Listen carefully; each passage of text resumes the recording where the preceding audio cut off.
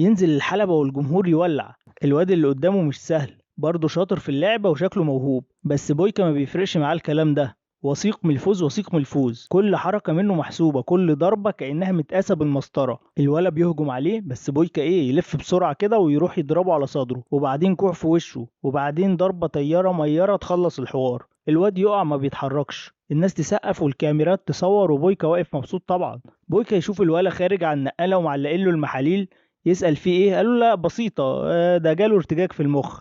بعد كده بيعرف ان الواد مات وضميره بيأنبه. بعدها بكام يوم بويكا يعرف ان الراجل اللي مات كان متجوز كوشمار، راجل ضخم زي الجبل، وشه متقطع وبيضحك بطريقة مرعبة. المباراة بتبدأ، قصدي المعركة بتبدأ، القاعة كلها بتولع. زوفر قاعد في الصف الاول عمال يضحك، وكوشمار بيبص على بويكا كأنه فريسة هياكله. الماتش بيبدأ، وكوشمار بيبدأ يهجم على بويكا ويديله شوية ضربات كده في وشه وشوية ركلات في رجله. بويكا بيقع ويقوم من تاني وهو عمال يعرج، يضربه في بطنه، لكن كوشمار زي الجبل ما بيتحركش. يضربه تاني والدم سايح من وش بويكا. الجمهور عمال يصرخ والوقت بيجري، وفجأة بويكا يفتكر وش ألما والدم اللي على ايده من الراجل اللي مات، ويصرخ بكل قوته ويديله ضربة كده رهيبة تخلي كوشمار يطير ويقع. الجمهور كله يولع في الصالة، بويكا بويكا بويكا، وبويكا بيكسب